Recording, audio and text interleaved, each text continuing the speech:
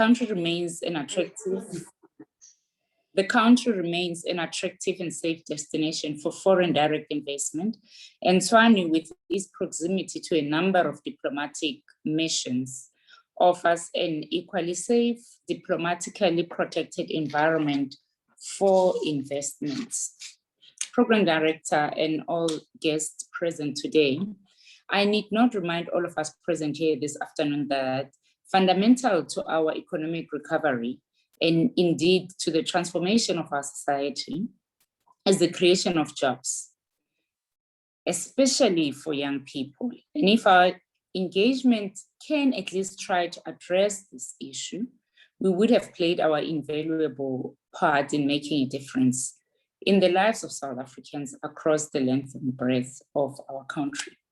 We wish you all the best in your deliberations this afternoon, and the consulate avails itself to all and sundry present here, the city itself, and all its agencies in your quest to showcase the city as an investment destination of choice to the European market, and in the process of heeding President Ramaphosa's call for a capable and developmental state. So we are here as the consulate for anything that you may require us to be of assistance to all of you.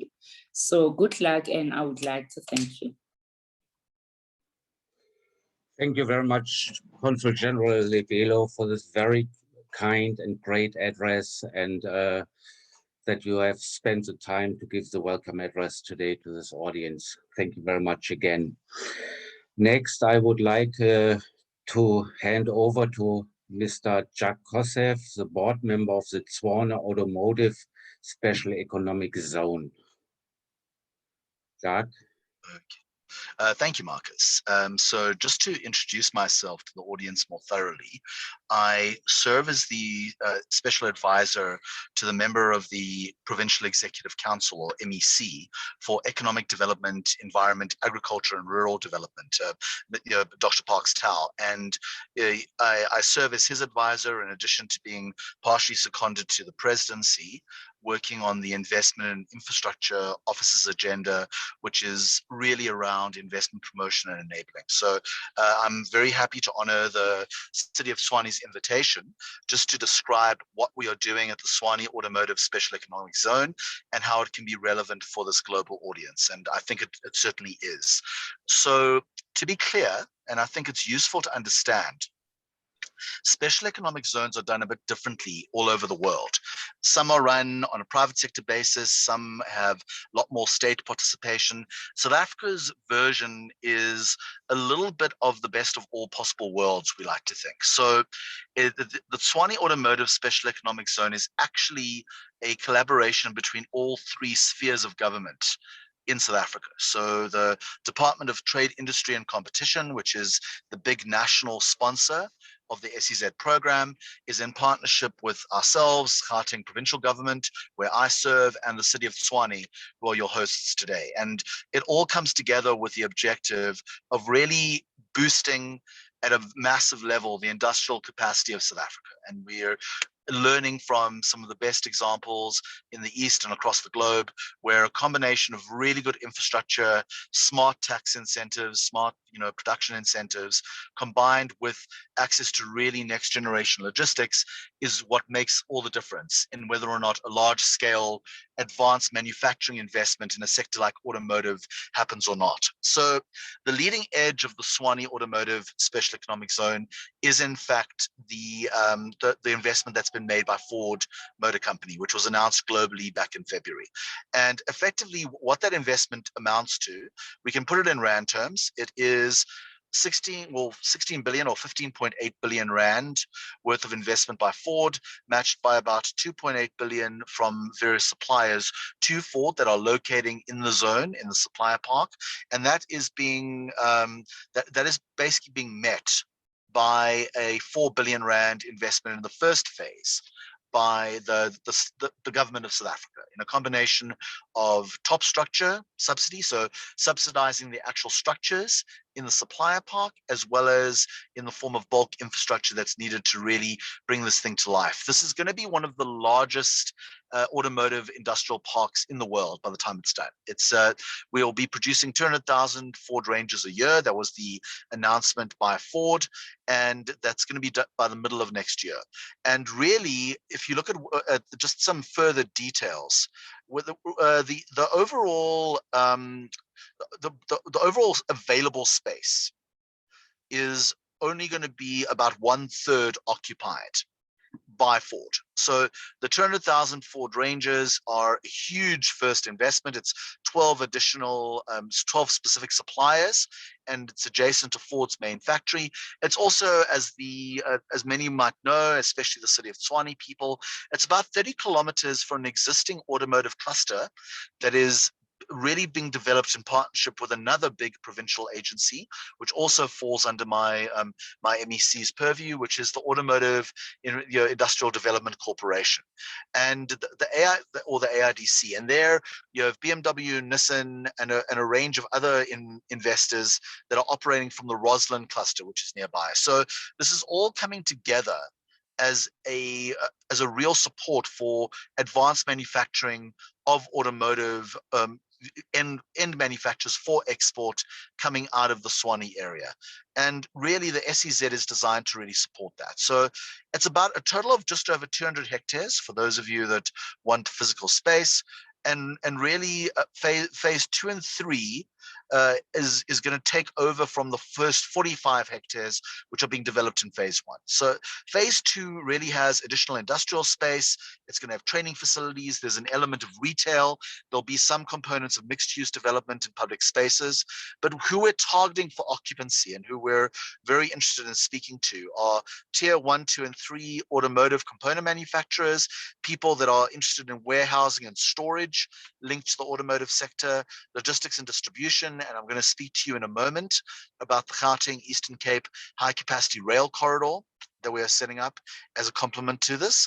The people that want to do light manufacturing and assembly, certainly high-tech assembly, mechatronics, robotics, all the kind of newest kinds of the sort of investment in advanced manufacturing that we can support. And really, even if you want to do more traditional manufacturing, but you're going to be coming in at volume and you really need the kind of space and capacity that an SEZ provides, we're here to support that. Just to talk about some of the available incentives before I jump across to the logistics, because the logistics is a very important part of this. There is the opportunity to apply for the preferential 15% corporate tax rate, though I do have to emphasize that this would be available not to somebody who simply operates in the zone as well as the rest of South Africa, but to especially JVs, special purpose vehicles, and investments that are only really situated in the zone. So you can't, for example, reduce your overall tax liability across South Africa when you've only got one kind of small operation in the zone. It would have to be a substantial operation you're putting into the zone that is clearly that is clearly creating scale and value, and the tax obligations would have to be for that entity in the zone itself. There is a building tax allowance, so there's similar to our urban development zones. For those of you that are familiar with our incentives, it's basically an accelerated depreciation schedule. For those that don't spend lots of quality time with accountants, you effectively get to write off your capital investment as a kind of taxable expense, and it creates a whole lot of additional room in your tax allowance that you can then obviously take as extract as value or repurpose into your specific industrial efforts. There is basically an enhanced funding strategy. So one of the things, if it's built within the zone, as we are doing with Ford, there is a state subsidy for top structure as well as for bulk. So effectively, in a lot of cases, 100% of top structure that is not specific to your manufacturing capital. So the buildings, the factories, we're going as far as to build a underground conveyor belt tunnel for one of the new suppliers coming into Ford. There's a whole lot of specialized top structure we can directly contribute to. There is a built-in skills development and supplier development component. South Africa does have, unapologetically, a lot of transformation objectives that are linked to any investment promotion we do. When we put this much value on the table, we will expect a fair amount of local skills transfer and incubation, but we will facilitate and enable you to do that. If you're coming in cold as a foreign investor, or if you're an existing investor that really wants to ramp up your capabilities in South Africa. There is a one-stop shop for business related issues related to investment, including via because the AIDC and the Tshwane Automotive SEZ are part of Gauteng's economic development cluster where I serve, and that is linked to an Invest SA one-stop shop that is run by the Gauteng Growth and Development Agency in partnership with the Tshwane Economic Development Agency. Effectively, there's access to a one-stop shop offering for things like visas and various kinds of clearances required for investing in the country. There is a secure business environment. The whole thing is thoroughly kind of like secured, full scale world-class security. There's a professional team of sector specialists. There are different kinds of ways that you can engage as an investor.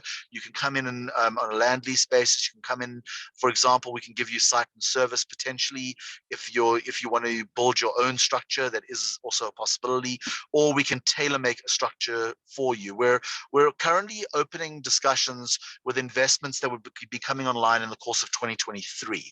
So it's the right time to talk to us if you're interested to occupy space around that time. TASES is very extensively built up for the first phase. But for phases 2 and 3, as we said, there are additional hectareages under development. Okay, so from the perspective of the logistics, which is the last piece I'll explain, we are, as the president announced, we are partnering with Transnet, the Department of Trade, Industry and Competition, province of the Eastern Cape and various others, in order to basically build a high capacity, high speed rail corridor that will connect the Tshwane SEZ directly to an upgraded world-class port at Gqeberha, which some of you might know as Nelson Mandela Bay or Port Elizabeth. So it's an alternative to a complement, shall we say, to the Durban port system.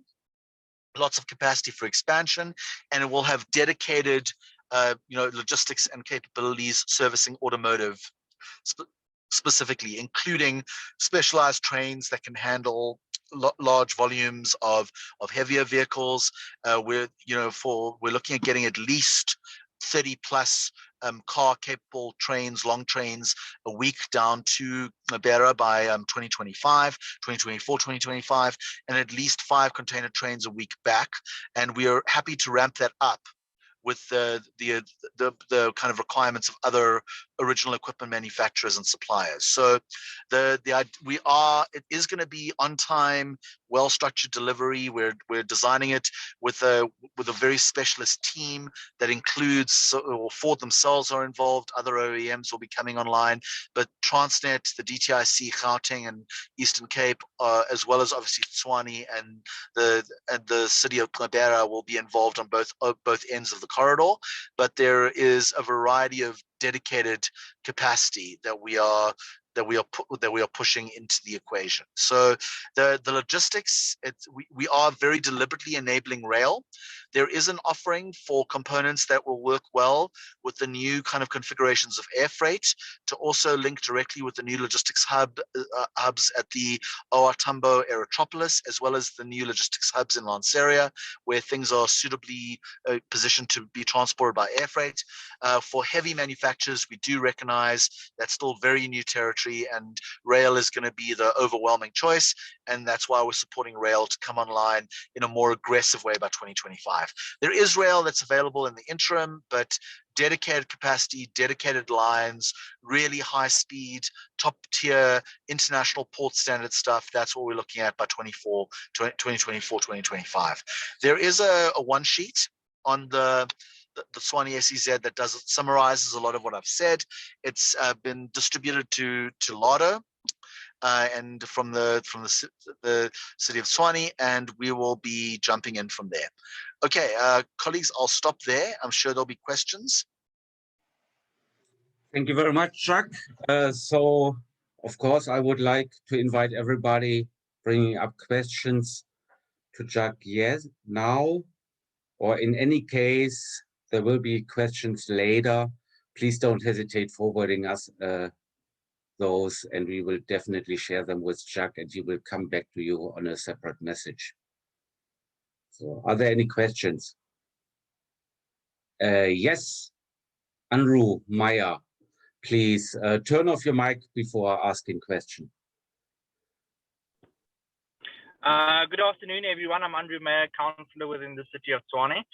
Just something that I want to find out, there was no mention made on small and medium enterprises and supporting women in business as well as the youth. Will there be space available for them as well? Hi, Andrew. Yeah, there's an extensive program with 30 incubatee slots directly into the value chain of Ford at the moment. So there is a direct support for both women and youth in that program, and for small and medium enterprises by definition will be part of that incubation effort. That's being set up as part of a dedicated incubation and training capability. That's part of the SEZ. As part of the construction site, one of the largest community empowerment programs in the country is actually running from a construction site perspective, with close to 50% of the value of build going to people at the, well, in South African terms, for those of you familiar with our construction industry gradings, at CIDB grades 1 to 7, with the CIDB grades 1 to 3, and in fact 4 to 7, targeted predominantly for small companies from the surrounding communities in the Mamelodi area, and that is already paired with a developmental supervisory layer within the build program. So, but I mean the question I assume relates more to the ops phase, and for the ops phase, yeah, there's a huge incubation component. It was part of the business case for the special economic zone, and part of phase 2 deliberately includes a dedicated state-of-the-art training center that will be directly aligned to kind of specific industry needs in a whole lot of evolving areas, obviously including new requirements like electric vehicle production, et cetera, because clearly part of the export volumes coming out of Tshwane over the next decade are going to be moving to include electrics, and well, hydrogen more for the heavier vehicles, but they're definitely moving on to non-kind of industrial or non-internal combustion engine-based tech, and that is going to require a whole lot of adaptation and opportunity for SMMEs that can move into those value chains, as well as SMMEs that can move into the maintenance and repair and from an aftermarket perspective. So all of that is part of the package, and all of that is part of what's being developed actively right now. Very good. Thank you very much, Chuck. Any more questions? So I don't see anything coming up yet. Okay, so thanks a lot, Jack, for this very great information about the Tshwane Automotive Special Economic Zone. I would like now to hand over to the CEO of the Tshwane Economic Development Agency, Dr. Lado Stander. Dr. Stander, are you here?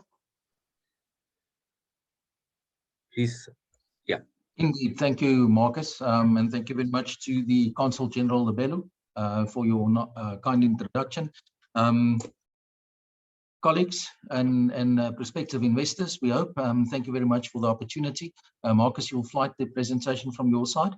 I'd like to just add to what Mr. Kosif has been quickly telling you about, to just give you some more detailed information about the destination of Tshwane and what the city is about. We're doing this under a drive that was put together by the investment promotion team at TEDA. TEDA is the Tshwane Economic Development Agency. It is the entity of the city of Tshwane, which is the capital city of South Africa, that's responsible for investment promotion and economic development activities within the city. So if you, Marcus, can you page, or can I take control? Thank you. You can skip the outline, we can just get into it. So from the South African perspective, if we can just properly frame the South African context, we are a country of about 60 million people. We do a GDP of roughly around $300 billion, which places us firmly in the middle upper income class category by the World Bank. During the pandemic last year, our economy did contract close to 7%, which I think is very standard for most developing countries of sharing similar characteristics and of South Africa's nature.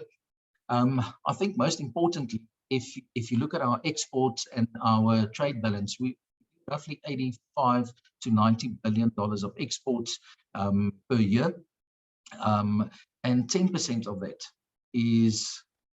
emanates from the automotive sector and automotive equipment. Now, if you look at where we are, Gauteng, it's that purple little province towards the upper right-hand side of the South African map. We are the smallest province, and we contribute a third to South Africa's economy. And the city of Tshwane, as the capital city of South Africa, contributes more than a quarter of that. Roughly, we contribute about 10% to the country's economy. Thank you, Marcus. So I will quickly glance over this. I know our Consul General did touch on some of these things, as did Mr. Kosef. One of the critical things to note of the city of Tshwane is we host more than 130 embassies. Outside of the city of Washington, we are actually the largest host of foreign representative offices in the world. We also host more than 200 international organizations, which includes the International Labour Organization, the IMF, the World Bank through its International Bank on Reconstruction and Development, and various other international organizations that use South Africa, use Tshwane specifically as its gateway into Africa. And this is what we are. We are the gateway into Africa. You can page, thank you, Marcus. Can I take control of this? Thanks. So even though the Gauteng province is the smallest province in the country, in South Africa, it is the largest economic contributor, and the city of Tshwane is actually the third largest city, metropolitan city in the world by landmass. So we roughly 116 kilometers north to south and 121 kilometers east to west. So we are a fairly large area, and we are essentially a diverse rural as well as urban setting. We consist of 7 regions. Marcus, if you can page, please.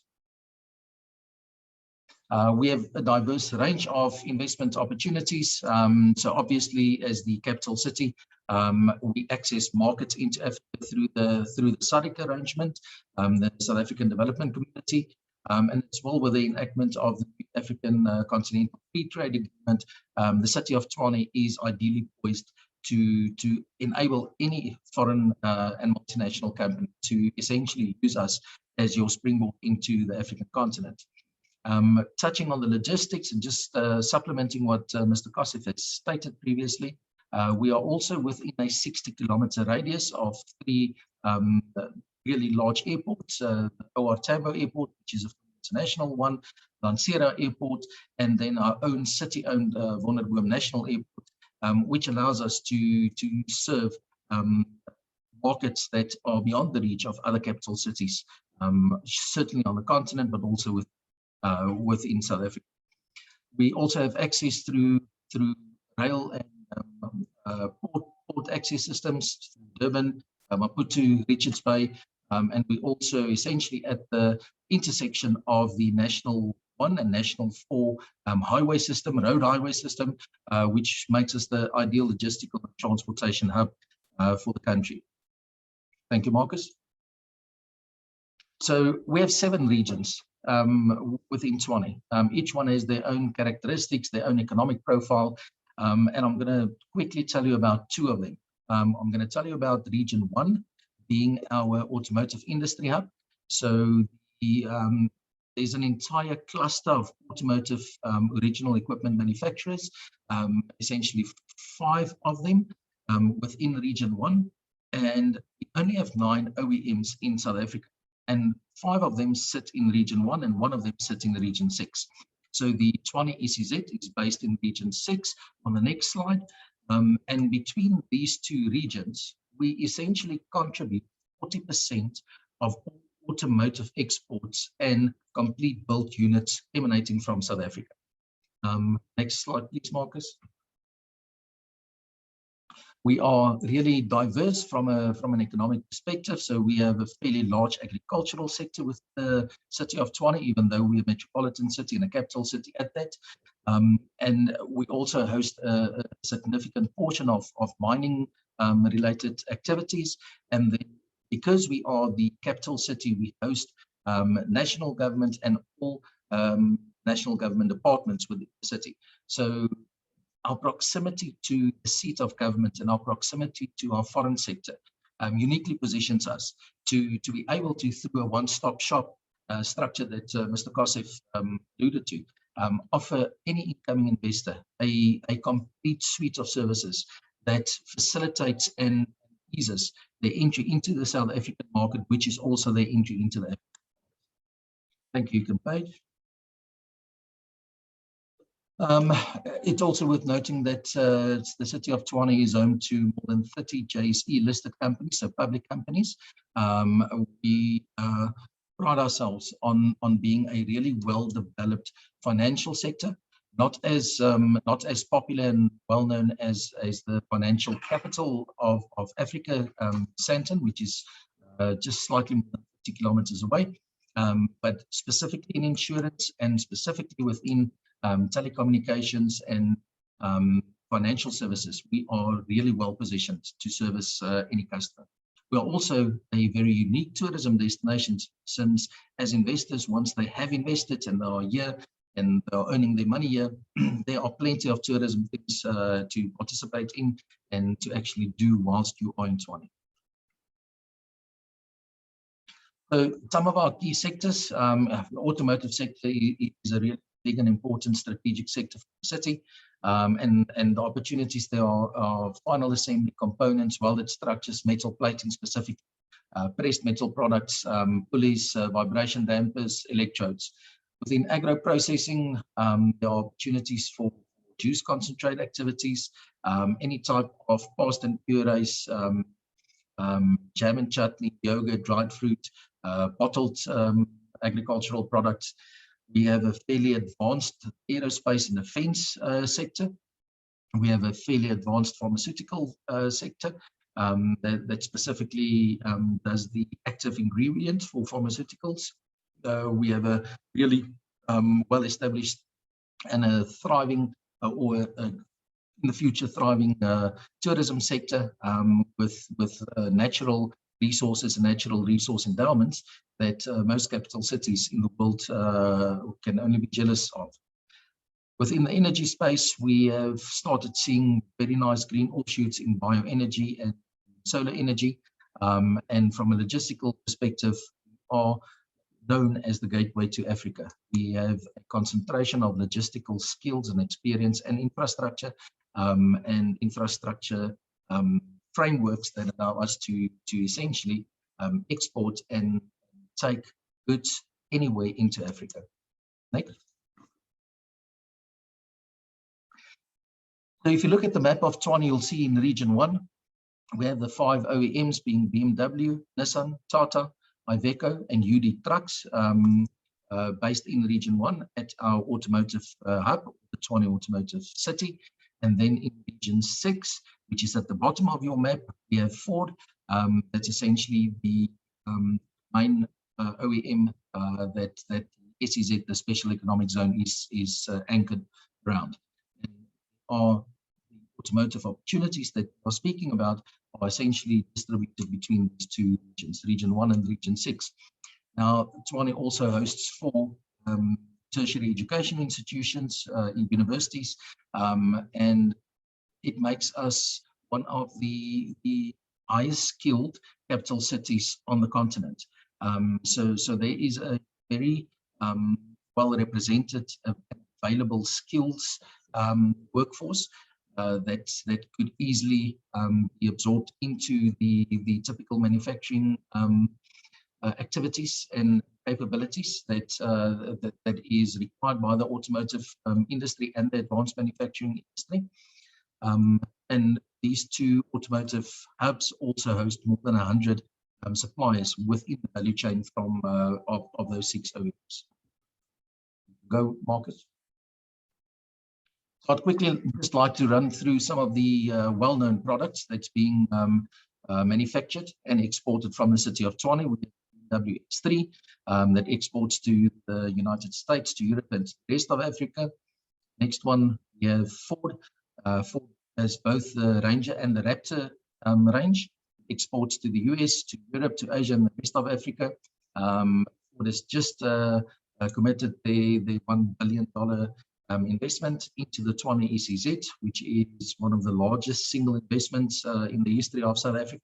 And obviously, it creates opportunities for localization of supply. Next one, we have Nissan that focuses on both their NP300 and Navara production ranges, which exports to the rest of Africa.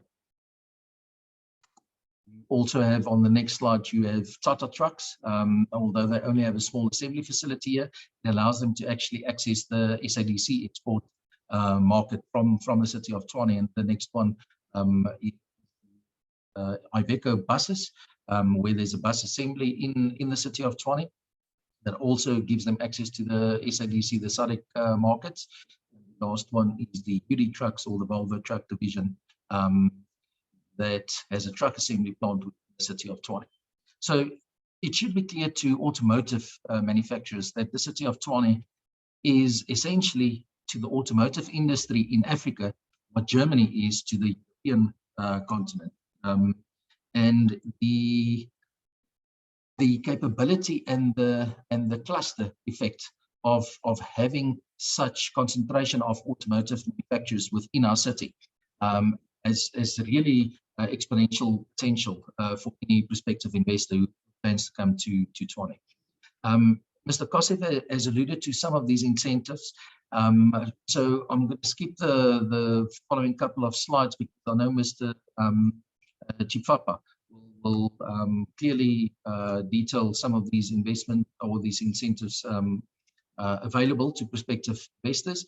Safe to say that I would like to emphasize this point, in collaboration with the provincial government, TEDA, the Tshwane Economic Development Agency, is uniquely positioned to offer a one-stop shop service to investors into the Tshwane ECZ and also into the Tshwane Automotive City, in order for us to stimulate those automotive hubs and be able to not only promote to and attract investors, but also retain them and service those investors to become long-lasting partners within the city of Tshwane and the automotive sector within the city of Tshwane. Thanks, Marcus. So just quickly on TEDA, I've mentioned what TEDA does and what TEDA is about, but essentially we promote and facilitate investments into the city of Tshwane, with one of our key sectors being the automotive sector, aptly supported by provincial and national government, and really allowing us to leverage on the already installed capacity expertise that we have here. We also do capacity development for our emerging exporters within the city of Tshwane, especially to the African market, but also into our main trading partners, which, as you'll see on the presentation, is China, the US, Europe, and are trying to diversify into the African continent as a major trading partner on the back of the continental trading. Our trade and investment unit, to facilitate this event, focuses to gather intelligence that informs companies' trade and investment promotion activities. We do that through competitive positioning, investor targeting. So all the companies that are attending this webinar have been targeted in collaboration with Mr. Wellman through our Consul General in Germany. And we also ensure that when we engage with investors, we are starting the new relationship. So we are serious about maintaining and building that relationship, making sure that we can cover an investor's needs end to end. So when you come into the city of Tshwane, from an investment perspective, needs will be covered by TEDA. Thank you, Marcus. You can go. Some of our success stories, as you can see, it's not only in the automotive sector. We have, every South African knows SA Group, because it's a Tshwane-based company. They are, of late, they are AB InBev, the largest beverage company in the world. We also host Nestle and a host of other multinational organizations that have made a success from being based in Tshwane, serving the various export markets. Marcus, will you play us this small little video, the short video that some of the potential investors can see what the city of Tshwane actually looks like? Thank you. I'm sorry, unfortunately there is, let's see, no video there. It's just a picture.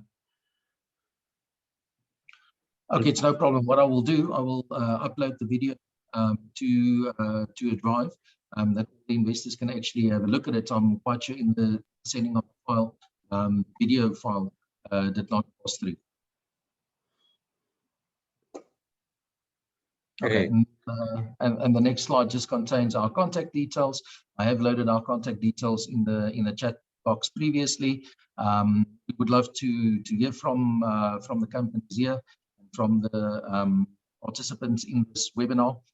I would like to finish off my time here on this webinar with a short story. 20 years ago, I visited Munich, and I stayed in a small little town just outside of Munich called Freising, which has a very old brewery. And it was actually shuttling between Munich and a city to northeast of Munich called Landshut, where was a factory that manufactured gearboxes for BMW.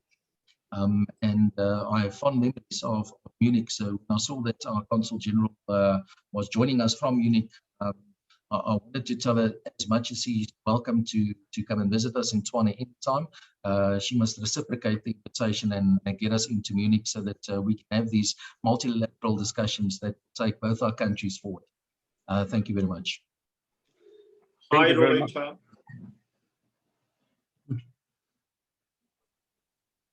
Okay, I don't know who that was. Sorry, Marcus.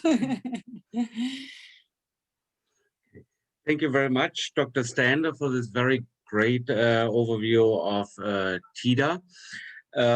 Since the question came up already, so we are more than happy to share all the presentations held today via email as a follow-up over the next few days. So please see your inboxes for receiving those. So any questions for Dr. Stander here now?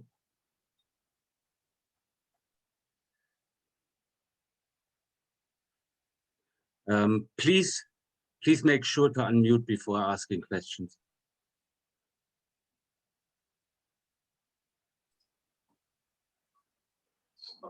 I don't have any questions so far. Okay, so thank you very much, Dr. Stander, again. Next presentation will be held by Mr. Clifford Nduvulu. He's with the Gauteng Growth and Development Agency, and he will introduce us to this great agency and its capabilities and services. So I will start screen sharing. Just tell me when I have to move on. All right. Thanks, Marcus.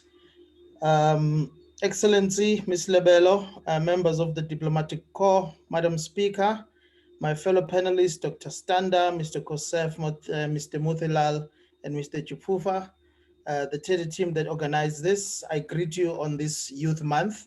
Sanbonani, Dumelang, good morning. Bonjour, ni hao, botage, buenos dias, and buon pomeriggio to our Italian friends. Assalamu alaikum and goeiemiddag. I am Clifford Ndlovu. I am part of the team that is responsible for investment attraction and facilitation at the Gauteng Growth and Development Agency, the province's Economic Development Agency, or IPA, which stands for Investment Promotion Agency, as it is known. Please, thanks, Marcus. To the next one. Yeah, you can skip that. So just the high level in terms of the areas I'll be covering. You can skip that one also. Yes, so I think the previous speakers have done a good job of revealing the comparative and competitive strengths of Gauteng as a province. I can only add to say that you can literally see the big five within Gauteng, so you don't have to drive far all the way to Nelspruit for hours and dodge potholes. So we're here for you. Thank you. I'll please skip this one also. Thank you. I think we've covered that. Safe to say, of the 5 metros in South Africa, 3 are here in Gauteng, and today we are being hosted by one. Thank you. This overall map is the Spatial Economic Development Plan of Gauteng under this particular term, driven by our premier under what he calls transformation, modernization, and re-industrialization. And you can see the pockets of Gauteng where they fall, and you can see firmly there with no competitor is Tshwane on automotive R&D and innovation. Thank you. This little map shows you the distance from Gauteng to some of the key regional trade and economic ports. And you can see perhaps why we are favored as the springboard to the rest of the region in Africa, because we are much closer to the rest of the region, sometimes even closer than our own neighboring cities and metros. Thank you. Thank you. Yeah, the agency itself is a typical IPA. I will not bore you with the details. I think today we are being hosted by Tshwane. You can just consider what they do, and GGDA does the same, but at the provincial level. Thank you. We are a holdings company, so we have a few subsidiaries. This is where government invested its money where its mouth is by creating catalytic infrastructure across the province, and as I think Mr. Kosef touched on, even collaborating with other provinces. So down in Tshwane, we have our innovation hub, which is a science park just opposite CSIR. We also have the Automotive Industry Development Center, which I think Mr. Kosef touched on, and Dr. Standa also. But also we have our Gauteng IDZ, which started as a jewelry manufacturing precinct, but has scaled up to agro-processing, among others. Thank you, Marcus. Are you sitting in the flight right now? I am. Are you in the flight right now? Oh, no. No, I do. Yes, it's the magic of the technology. Thank you. Okay. Yeah, fantastic. Yeah, this is just the typical services you can expect from the IPA, and Tshwane Economic Development Agency team also facilitates similar. Thank you. Next one, please. Yes, so about 6-7 years ago, Gauteng conceived South Africa's first one-stop shop, which was then known as the Gauteng Investment Center, where we looked at how do we assist investors more efficiently, especially because we were hearing noises around some of our neighbors being better than us at some things. So we created this one-stop shop that looks at receiving investors, seeing how do we assist them, and bringing all the government functions and some private sector functions to gravitate around those investment, and then playing the role of the policeman to make sure that they are assisted efficiently and professionally, and then securing the investment. So we've got partners in this one-stop shop at all 3 spheres of government. Thank you. So this is just a list of them. You can see there are some national departments like Home Affairs and the DTIC. Home Affairs being responsible for visas and permits. I think Mr. Kosov spoke extensively around the one-stop shop, so I will not spend too much time. Safe to say that it is an ecosystem. So if you get in touch with Tshwane, you are able to get the same service and experience as you would have had you entered through the province. So please do not hesitate. We collaborate very closely and we are sister agencies, so to speak. Thank you, sir. Now, where does it all come from? And today is about the auto sector and the collaboration. We've got the Agenda 2063 as far as the continent is concerned. And then we have our own national development plan. But for Gauteng province, we have what we call the GGT 2030, Growing Gauteng Together 2030. And I've just picked on some of the few mechanisms under OMEC, Mr. Tau, that have been identified by the provincial government under that Department of Economic Development as key and how they relate to Tshwane. So you can see there that we've got an intervention to address spatial distortions in our global city region through SEZs and investor facilitation in new nodes. This is where Tshwane comes in, and strengthening our regional economic competitiveness through multi-tier SEZ. And you've heard from previous speakers on how TASES is working on this and collaborating even as far as Gqeberha. And of course, implementing our master plan that looks at crowding in private sector investment into an SPV. And then you can look also at Tshwane being located in the northern corridor. Gauteng is 4-corridor approach, and Tshwane sits comfortably in that northern one, where we are looking to strengthen its position as the capital of South Africa and as the hub of the automotive industry manufacturing. So it's all part of the greater master plan that sits and is being facilitated at the highest echelons of the province, as testified for by the presence of Mr. Jacques Kosef here today. And of course, we're looking to expand our economic infrastructure development through that core investment between the state and the private sector to widen our investment facilitation and infrastructure. And this is really the master plan that guides us all in terms of what are we doing, who are we collaborating, and we're moving forward. And I wish to reassure our investors in the room that when you are having this conversation, this is not an event, you are actually participating as part of the program that is going forward, and we look forward to exploring your intentions and potential in the local market. Thank you, sir. So in terms of where we are now, and I know today we haven't touched too many of the challenges we face, South Africa is departing under President Ramaphosa's leadership in what we are referring to as the economic reconstruction and recovery plan, which has 3 phases, namely the engage and preserve, secondly, recover and reform, and lastly, reconstruct and transform. And we can appreciate with the current challenges we are facing in terms of COVID-19 having been the greatest disruptor in a generation, if not 2, that we have to look at how do we then preserve our economic development and the jobs that we have and recover from these challenges that we are facing. And truly interventions, as I've shown in the previous slides like that, call for us to redouble our efforts. So we thank Tshwane today for organizing this. We thank our Consul General, and we look forward to further engagement with you. These are our contact details. Thank you most kindly. Thank you very much, Clifford, for the great presentation and the overview of Gauteng. Very helpful. Are there any questions here coming up? No. So we certainly will make sure that you receive this information as well afterwards and have the contact details to Clifford. So in case that questions come up a little later, you might be able to reach out directly to him. And great. Well, the next one is Mr. Renai Motilal. He's the Executive Director of the National Association of Automotive Components and Allied Manufacturers. So, Mr. Motilal, whenever you're ready. That's Thanks, it. thanks, Program Director. I hope you can hear me well. Greetings to all on the call. It's definitely a pleasure for myself to be here sharing some information with you this afternoon. I just need some guidance from you. I can see that we are quite significantly over time. Am I under some pressure to conclude sooner rather than later?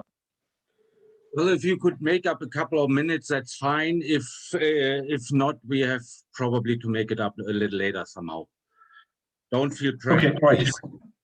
All right, okay, let's do this. You'll click through this one, click through the next,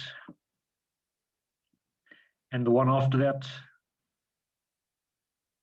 Okay, I'm going to start here simply by saying that NARCAM is an industry association that represents the best interests of component manufacturers in South Africa. I think many on the call will be aware of the role of an industry association. We spend a lot of time involved in influencing policy, and I'll touch on a bit about that shortly. And also other areas that impact competitiveness improvement across the value chain. So by and large, we've got a membership base of probably close on 150 manufacturing brands who are typically suppliers to South Africa's 7 OEM plants, which you see spread across the country. And I think you've already got a sense of it. We can move on from this one. I think move on this as well. That's just a sense of where the heavy commercial vehicle interests are. So as I was saying, I mean, in South Africa, the NARCAM membership base is effectively the representation of the value chain or component manufacturers, and our base ranges between tier 1 up until tier 2 and tier 3 companies. I think the picture is a bit dated, but the point is, I often get asked the question, what is the opportunity for component manufacturing in South Africa? And the reality is, like any other significant global OEM-driven assembly destination, the answer is, I mean, how long is a piece of string? There is a strong linkage to OEM global purchasing requirements. So if the Daimler, or in South Africa, the C-Class plant has a particular batch of components or technologies it wants to target, that may not necessarily be the same as, let's say, a Ford or a Toyota purchasing strategy. So by and large, components tend to be produced in line with purchasing requirements of the OEMs, and you've got access to our website and business guide to give you a sense of how wide the spread of production in South Africa actually is. So if you move on. I was kind of touching on this, but again, I think it's probably worth understanding, and some of the earlier speakers spoke about the opportunities and the new entrants into the Tshwane special economic zone for component or for autos manufacturing. The reality is South Africa is dominated by multinational interests in the component manufacturing space. Some of the names that you see on the slide here should be no surprise. They are big global suppliers who find themselves producing to support OEM plants globally. I mentioned that we've probably got more than 150 first-tier suppliers, and the majority of those being multinationals. In South Africa, probably I would say around 200 second and third-tier suppliers, but often these tend to be cross-sectoral, so they're not exclusive to automotive production. I think from a country perspective, you find anywhere between 2.5 and 3 supplier base employees relative to each OEM assembly job. If we can move on from here.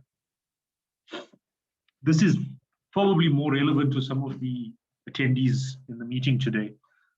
And I think we did get a sense of it in an earlier presentation, but the reality is this sector is one of the key manufacturing sectors in South Africa's industrial economy.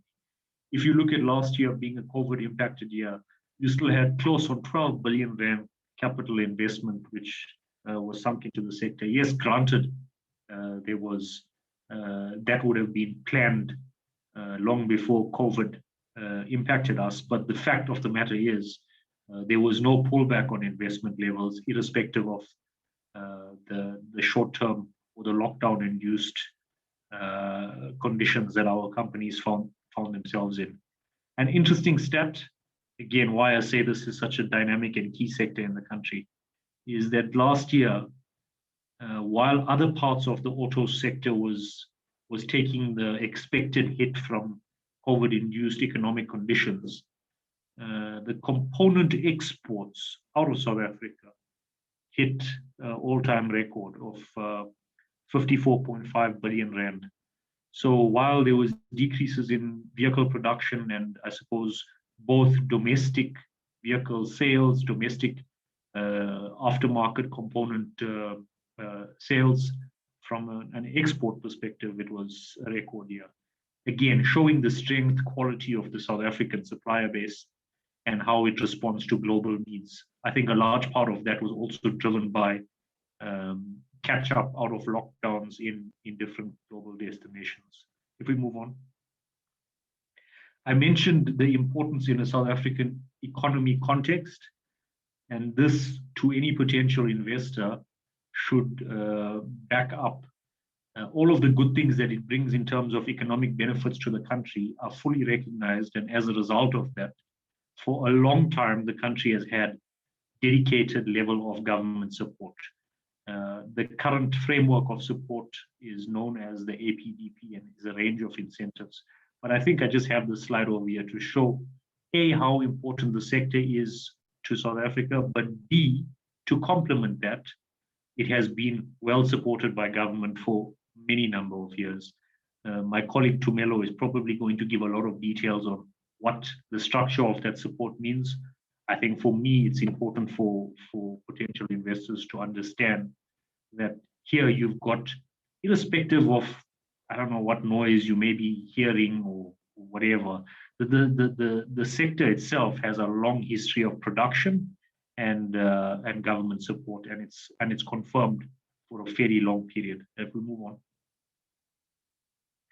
So when I was saying a fairly long period, we've got policy certainty in terms of the incentives that will underpin the industry right up until 2035. And my own assessment as a sector kind of observer, I suppose some level of expertise over the last however many years, is this is one that will continue to get high levels of government attention and support purely because of the benefits it brings and certain changes that have been made to the long-term policies that that expect to unlock more economic opportunity for. I'm seeing a comment about sound problems. Can I assume that everyone else is fine? I can hear clearly, thank you. Yeah, okay. So I was saying that the SA Autos master plan planned up until 2035 gives the long-term certainty to the sector.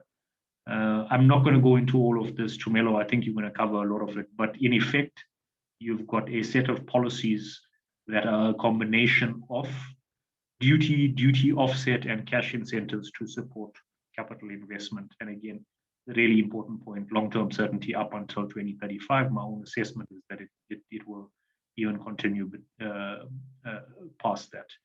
Of course, in the sector, you've got a situation where we have to comply with wider government regulations, and included in there is how do companies in this space, especially multinational companies, respond to some of the transformation or BEE requirements. I don't have the time to go into some of the solutions right now, but I think if anyone wants to engage on that topic and is considering an investment in South Africa, please feel free to get in touch with me or any of the colleagues on this call. We should be able to point you in the right direction of how to get commercially feasible solutions to ensure that you meet all regulatory requirements. We're currently working on a process of assisting probably close on 30 multinational companies to help them deal with their own ownership requirements under the scorecard. Can we move on? I think there's a lot of focus recently that participants would have seen in terms of we understand that the vehicle consumption environment is changing. It has been for some time, but global developments have almost kind of pressed the accelerator. I mean, if we look at the UK, for example, the plan to ban diesel from or diesel and petrol vehicles from 2030 kind of accelerates the need for us to think smarter about this. And I'm sure those who have been following the media would have seen a policy release 2 weeks ago called a green paper on NEV production in South Africa. And again, my organization plays a large role in influencing what comes out in that particular process and in a way that supports component manufacturing. If we move on. My organization also facilitates a range of competitiveness improvement initiatives. We facilitate a structure called the Auto Supply Chain Competitiveness Initiative, which is a partnership between ourselves, the OEMs, government through the DTIC, and also the main labor movement in the sector being NUMSA, where we run a range of shop floor type interventions to at all times ensure that at least from a plant level productivity and competitiveness perspective, South African suppliers are always at global benchmarks. And these are just examples of some of the companies that we've interacted with recently. Can move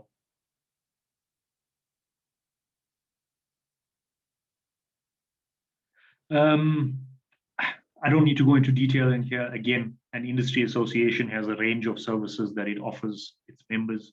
So we play a role in assisting their transformation requirements. In South Africa, there's a big emphasis on what we call the development of Black-owned suppliers, and we assist our larger members in terms of developing their own supplier base or value chain in that respect. We play a key role in supporting skills development initiatives. And interestingly enough, obviously, most of you will have encountered this kind of discussion last year, where manufacturing companies, in our case, obviously component manufacturing companies, found a way to retread themselves into supporting the countries, and I suppose to some extent regional and global requirements in terms of medical and PPE requirement. Interestingly, a colleague out of NARCAM chaired the country's face shield manufacturing work stream, and we had a range of NARCAM members or component manufacturers who were involved in the DTIC SAFE-P ventilator manufacturing project. So yeah, I tried to condense as much as I could in the last few minutes. I think I've come close to the end. I think you can skip through the last couple of slides, but my contact details are there, and I'm happy to engage with anyone who needs support after this meeting. Thanks. Thank you very much for this very good information about the National Association there and its capability services. Are there any questions right now? Else I would hand over directly to Mr. Tumelo Chipfupa of COVA Advisory and Associates, who gives us a brief introduction about the incentive possibilities down there.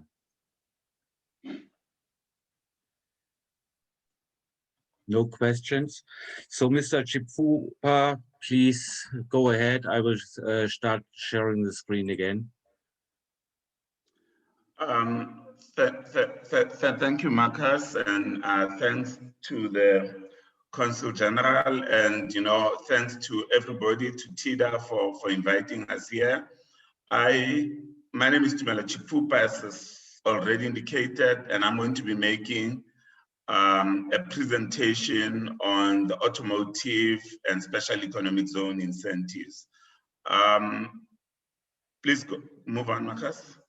I'll do a brief introduction of who we are, and most of the incentives for the automotive sector are organized under the rubric of the automotive production and development program that a lot of the speakers, including Mr. Mutilal, have referred to. And then after talking about the automotive incentives, I will talk about the special economic zone incentives. Because in Tshwane, we've got this unique combination of an SEZ that also houses on automotive component suppliers. I was asked to talk about specifically about automotive, but our company works with a range of companies in different sectors. So I'm familiar with a lot of the incentives. I noted earlier on that the CEO of TEDA asked me to talk about the other incentives. I don't have them in my presentation, but I know I'll talk about the most important ones of the curve towards the end of the presentation. You can move on. So my company, Cove Advisory, we are not part of government. We are a private company. We are an advisory firm. And what we do, we focus on 3 areas. One is government finance, grants and tax incentives. The other is customs and excise. And the third is energy, carbon and sustainability. And it's important in the sense that in the automotive industry, the kind of support that is provided to industry through the automotive APDP is linked quite closely to customs.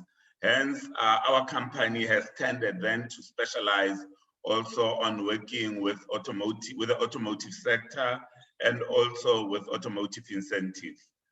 You can go ahead, Marcus. As a company, we are about just around 9 years old, during those 9 years, we believe that we have, in terms of the combination of government grants, tax incentives, and so forth, we've assisted our clients with getting close to about 3 billion rands worth of incentives. But that would include clients from all sectors. You can go ahead, Marcus. Here's a link to some of our clients. We work with quite a lot of companies in the automotive sector. In fact, we have worked with quite a number of the OEMs, with BMW, with VW, with Toyota, and we've also worked with quite a number of the automotive component manufacturers. Also, we have worked a lot with the special economic zone. In my previous life, I was with the Department of Trade and Industry, so I'm kind of familiar with a lot of the programs. You can go ahead, Marcus. Now talking about the APDP, next slide. The APDP is a program that has been in existence, government since 1994 at least, and even before 1994. South Africa as a country has always had a support program for the automotive industry. And since 1994, the structure of the programs has been that we have a program that runs for a period of between 12 to 15 years. And during that period, the support program of industry towards the end of the period, it is reviewed, and following the review, it is kind of rejigged to make sure that it achieves policy objectives. The world is continuously changing, so policy is also on and off, continuously being adjusted. But like Renee has said, there's always policy certainty in the sense that programs that are put in place are put in for a period of more than 10 years, between 12 and 15 years.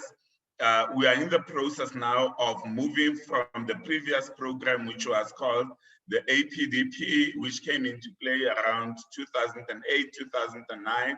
And starting the 1st of July, we'll be moving to the APDP2, the second version of the APDP. And there's been some adjustments that have been made to the support program. But the core of the program still stays the same.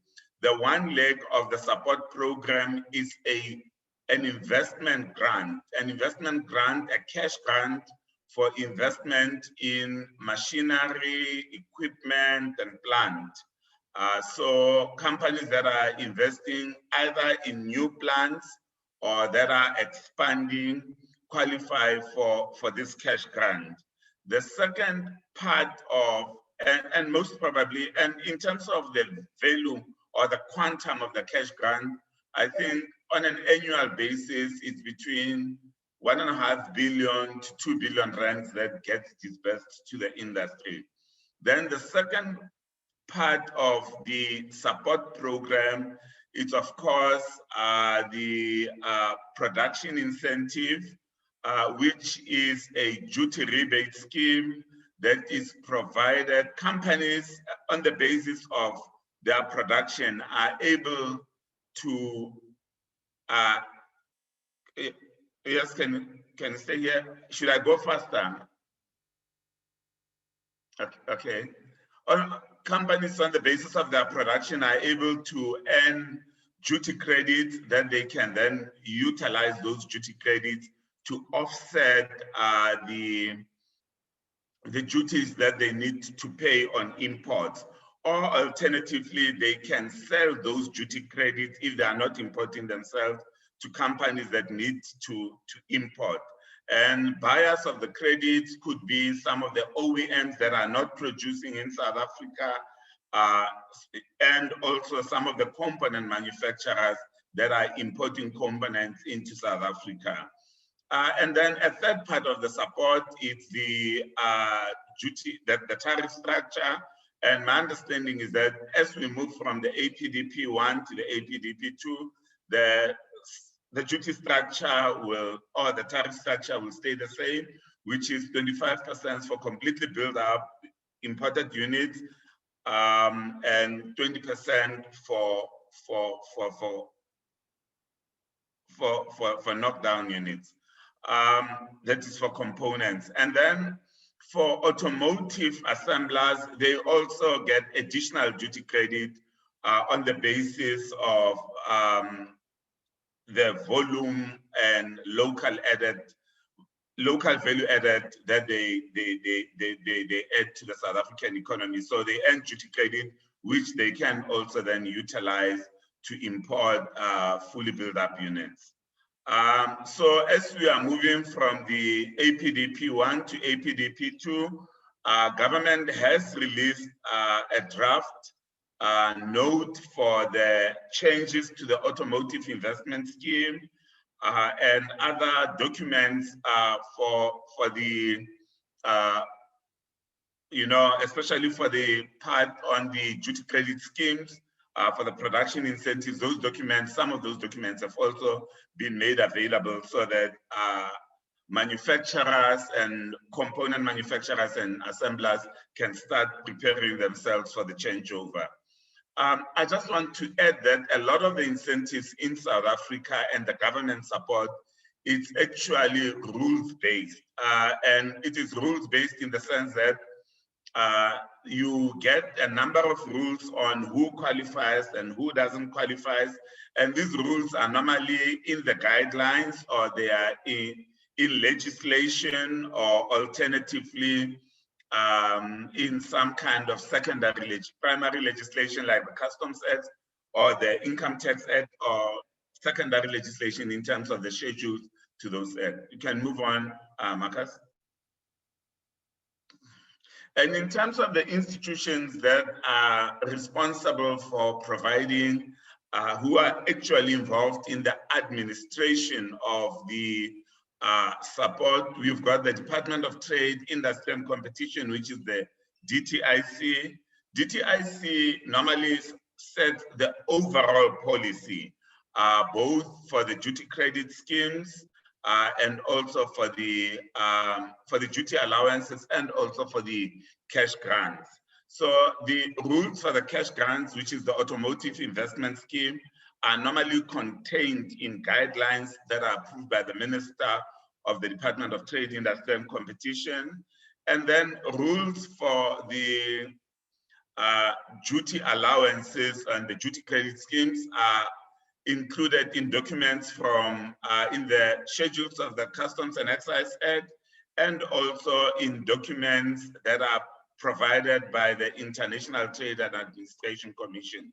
Those two institutions, SARS and ITEC, administer the other part of the program, which is the duty rebate scheme. We can move on. So that's kind of like the APDP, the structure of the APDP.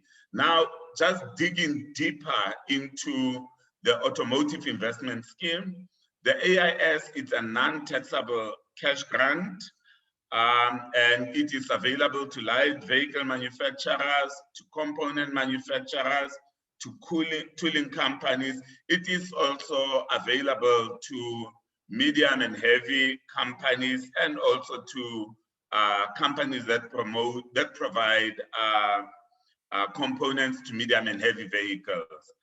In order to qualify, a light vehicle manufacturer obviously has to be registered with ITEC. For component manufacturers, in order to qualify for the AIS, they need to provide proof that they're in the automotive value chain. And that proof is normally in the form of a contract that they've got with a first-tier supplier, a second-tier supplier, or alternatively, if you are a first-tier supplier, a contract that you have with the OEM that you are going to be providing. And the AIS provides a non-taxable, a cash grant of between 20 to 35% of the value of qualifying investment. Currently, the way the scheme is structured is that you qualify for 25% if you are a component manufacturer, and then depending on certain value added that you provide, such as VEE, such as the amount of R&D that you do in South Africa, and so forth, you could qualify for an additional 10%. That may be changing in the new automotive investment scheme, but we're still not yet quite sure because the final guidelines have not been released. I think with the new scheme, what we are likely to see, or what has been indicated by the department, is that you would only have one value, and it's around between 20 to 25% of the cash grant. And important to say that the cash grant does not have a cap. There is no cap currently on the cash grant. So if you are investing R1 billion in a plant and you qualify for 25%, you get a grant of 250 million rand paid over a period of 2 to 3 years.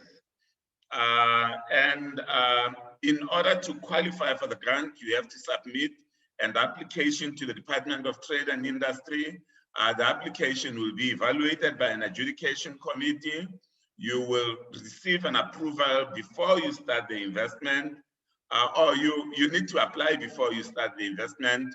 You will then receive an approval, and over the 2-year period, you will claim in accordance to the approval received from the department. You can move on, Marcus. Yeah, some of the proposed amendments, as I have already indicated, are going to between 21 to 2035, but these are not yet confirmed.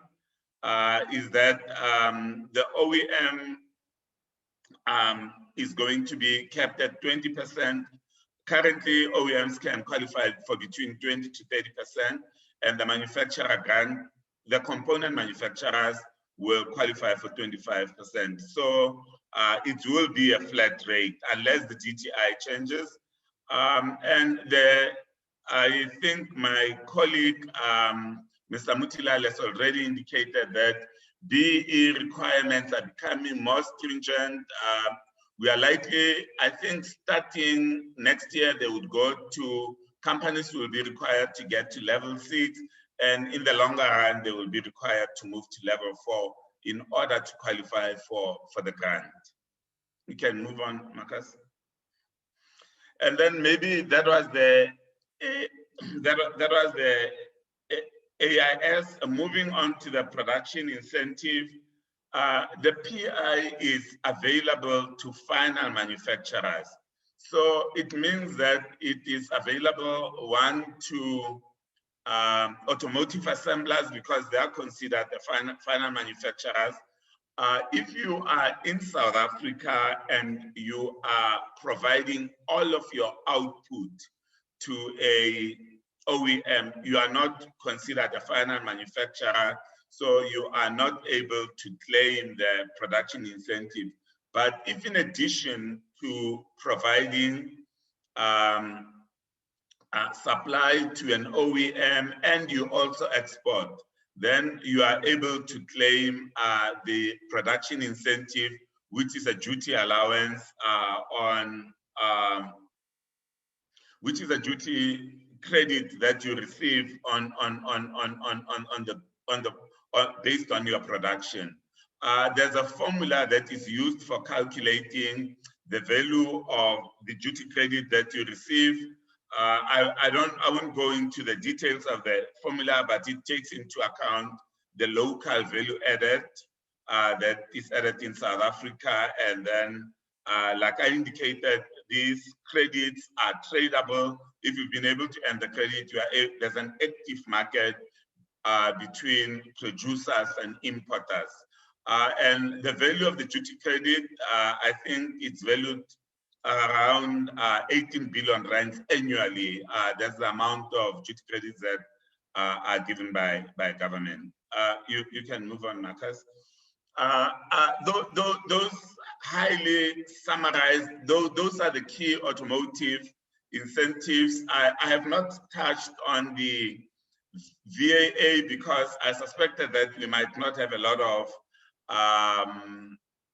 new OEMs, and that most likely we would have automotive component manufacturers on this. But if at all there's an OEM somewhere on the call who would like to get more information on the incentives, we've provided our details. Please talk to us. Now, can you go to the special economic zones? I will not go into details about the SEZ, but the SEZ, like it has been indicated, an SEZ is an area where government provides additional incentives to companies that locate in the SEZ. And key or the key incentive that is provided in SEZ is the reduced corporate tax. Important to note that you are able to obtain the reduced corporate tax if you are in an SEZ, as well as the cash grant on the investment. And speakers have already spoken about the Tshwane automotive special economic zone. I will not talk about that. You can move on, Marcus. Just to briefly run through the tax incentives. So there's a 15% corporate tax rate. This is automatic and it's based on location. So if you are in an SEZ and you qualify for, you are a manufacturer, you do qualify to earn you qualify to pay 15% of your on your income tax rate. The income tax rate in South Africa is about 27%. It used to be 28%.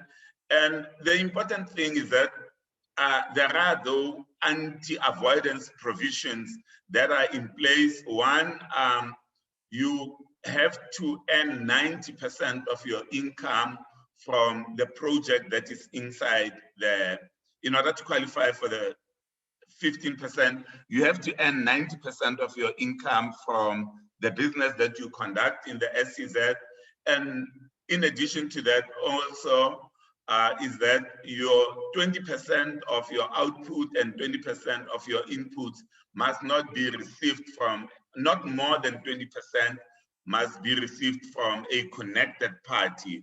So I would say that really to get the 15% tax rate, you almost have to establish a new standalone company or register a new standalone company inside the SEZ. In addition to that Section 12R, which allows you the 15%, there is Section 12S that allows you to do depreciation on a faster rate on the building that you own. And the faster rate is that normally depreciation on a building is over 50 years, and inside the SEZ it's over a period of 10 years. Then also, if you are in an SEZ, you qualify for the employment tax incentive. And this is an employment subsidy given in the form of a tax incentive for workers that earn about less than 6,000 rands a month. And it is automatic. If you employ those type of workers, what happens is that when you do your tax return, you can claim the support from your pay as you earn and from the other taxes that you need to pay over to SARS.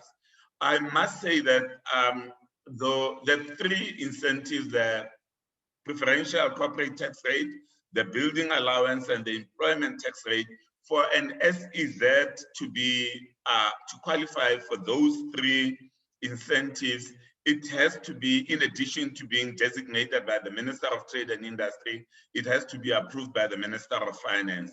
My understanding is that Tshwane SEZ, it's in the process of dealing with the Department of Finance to get that approval for the 15% tax rate.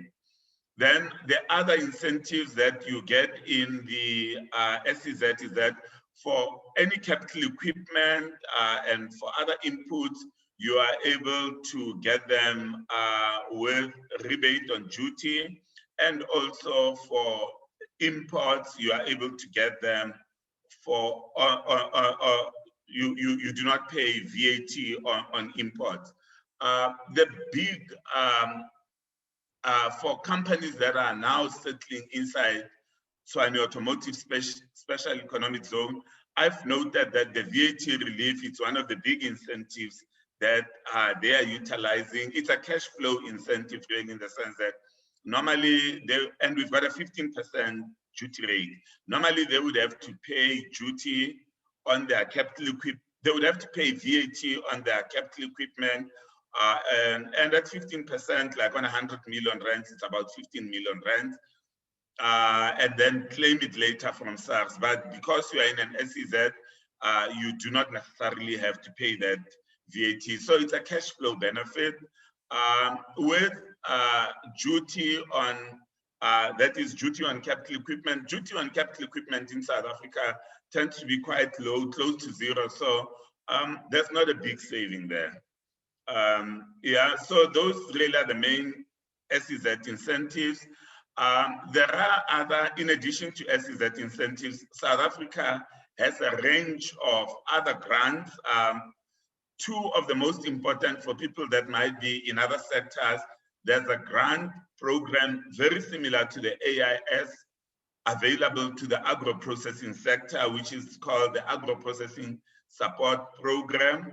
And it offers a grant of between 20 to 30% of capital equipment of setting up a new agro-processing plant. There is also a grant called the Critical Infrastructure Program that is available to companies that may require to invest in infrastructure that enables their investment. So if you are going to be locating in an area and you need to put up a new substation, or you need to get bulk water to your site, or you need to do something about the roads, you can get support for that from the Department of Trade and Industry. Other than those two incentives, we also have in South Africa a range of technology development incentives, the big one being Section 11D of the Income Tax Act that allows companies a 50% an additional 50% deduction on innovation expenditure, and also a program at the Department of Trade, Industry and Competition called the Support Program for Industrial Innovation, which gives innovators a grant of about 50% of the cost of developing new products and processes. Yeah, I realize that I'm in the graveyard shift. I try to do as quickly as possible. Thanks a lot, colleagues, for staying with me, and thanks a lot, Marcus, for helping me through the presentation. Thank you very much, Tumelo. Very interesting, I think, very important topics, the incentives and the structure and everything. And of course, we're sharing all the information afterwards with everybody as well. Now I would, since we are really running out of time already, I would like to hand over to Floyd Moloko for the closing remarks, please. Thank you, Marcus, for facilitating the webinar, the CG for the introductory remarks, and all the other speakers. We are truly indebted to all the companies for making time and honoring the invite. And as TEDA, we're at our service to engage with you both virtually and physically. We are renowned for rolling out the red carpet to our prospective investors. And we're going to handhold you to tap into the incentives as it has been alluded by the previous speaker. Then, and our ASCCI has attracted several automotive suppliers into the city of Tshwane, which is the capital city of South Africa. And we are never fully booked as the phase 2 and phase 3 is coming up, as we heard from the other speaker. And as TEDA, we are looking forward to welcoming you to be part of our automotive family in Tshwane and become one of our success stories. Then the city of Tshwane is a great place to work and live in. And we are home to several diplomatic missions, universities, world-class schools, and hospitalities. We're also home to some of our game reserves, which is not located very far from here. And as the city of Tshwane, ourselves as TEDA, the Tshwane ASCCI, and the colleagues at DGTA will be engaging with you post this webinar in order to assist you with any inquiries and individual follow-ups. And as part of our offerings, we're known for making tailor-made programs and meetings, which includes the other aspects which are critical for investments like visa facilitation, introduction to our banking world-class, and with assistance as well to business matchmaking, which include both local suppliers and other rated service providers. And once again, I would like to thank you for embracing our webinar, and we're looking forward to engaging with you further. I thank you, Marcus. Okay, thank you very much. Then it is now my point to thank everybody for the attendance. Please excuse Marcus, that we're a little over time. So, yeah, Floyd? Floyd, do you want to add something? Oh, okay. And we are following up certainly with all the information as already mentioned. We have recorded the session so that we can share a video link as well. And now I would like to wish everybody a great afternoon. Thanks again for attendance. Thanks again for the great presenters. And of course, thank you very much for the Consul General Lebedo for staying with us over the whole period. Thank you very much.